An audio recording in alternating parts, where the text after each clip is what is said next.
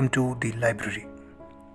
आज हम बात करने वाले हैं रास्पुतीन की, इतिहास का एक ऐसा रहस्यमय किरदार जिसे मारा नहीं जा सकता था। ग्रेगोरी एफिमोविच रास्पुतीन का जन्म 1869 में रूस के बेहद ठंडे इलाके साइबेरिया के एक गांव में हुआ था। उसके शुरुआती सालों के बारे में कोई नहीं जानता। कहा जाता है कि लगभग 28 सालों तक गुमनाम रहे इस शख्स को एक यात्रा के दौरान एक आध्यात्मिक अनुभव हुआ, रिलीजियस अवेकनिंग, जिसके बाद उसने खुद को एक महान सन्यासी घोषित कर दिया। इसके बाद रास्पुतीन की ज़िंदगी में बहुत सारी कहानियाँ जुड़ती चली गईं। उसकी अय्याशी, नशाखोरी, शराब की लत ने, कई महिलाओं के साथ संबंधों ने और बहुत से मिस्टीरियस रिचुअल्स में शामिल होने की वजह से ये नाम अब सबकी ज़ुबान पे था। दिलचस्प बात यह है कि इन सारी हरकतों के बावजूद रास्पुतीन की पॉपुलैरिटी रशिया में बढ़ती ही जा रही थी।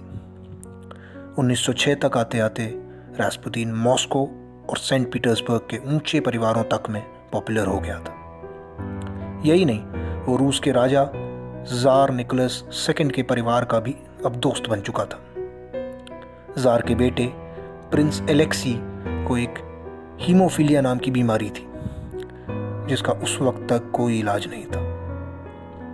रास्पुतीन उसका इलाज करने लगा और अचंभे की बात थी, पर रास्पुतीन के साथ होने पर एलेक्सी की तबीयत बहुत बेहतर रहती थी।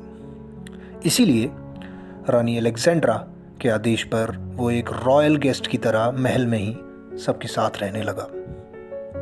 धीरे धीरे रास्पुतीन का असर राज परिवार और राजनीतिक फैसलों पर भी पड़ने लगा। इस वजह से दरबार के मिनिस्टर्स और पॉलिटिशियंस नाराज होते चले गए और रशिया की जनता में तो पहले से ही रानी और रास्पुतीन की नज़दीकियों के चर्चे हो रहे थे। एक बार 1914 में एक महिला ने उस पर छुरे से हमला किया, लेकिन रास्पुतीन के घाव कुछ ही दिन में ठीक हो गए। अब तक वर्ल्ड वॉर 1 शुरू हो चुका था, रशिया लड़ाइयों में हार रहा था और देश के हालात बदतर हो रहे थे। ऐसे में अपनी कम होती ताकत को रोकने के लिए मंत्रियों ने रास्पुतीन को रास्ते से हटाने का मन बना लिया था। 29 दिसंबर 1916 को कड़ाके की सर्दी में महल में एक पार्टी ऑर्गेनाइज की गई। इसके बाद जो हुआ वो पूरा सच है या थोड़ा, कोई नहीं जानता। पार्टी में रास्पुतीन को इनवाइट किया गया और उसके आते ही उसे चाय और केक्स ऑफर किए गए, जिनमें इतना साइनाइड जहर था कि उससे 4 लोगों को मारा जा सके। लेकिन रास्पुतीन ने बड़े चाव से ही ये सब खाया। फिर उसे जहरीली मदिरा वाइन दी गई, जो उसने खुद 3 बार और मांगी। शराब का तो थोड़ा असर था, पर जहर का बिल्कुल नहीं। इसके बाद प्रिंस यूसेपोव ने उसकी छाती पर गोली मारी। रास्पुतीन वहीं गिर गया और सब लोग धीरे धीरे कर वहां से चले गए। लेकिन थोड़ी ही देर बाद रास्पुतीन उठा, उसने वहां खड़े गार्ड्स पर हमला किया और इस बार उसे पॉइंट ब्लैंक सिर में गोली मारी गई।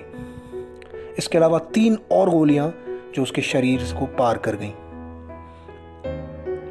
उन्होंने उसे उठाया और एक लगभग जमी हुई नदी में फेंक दिया गया।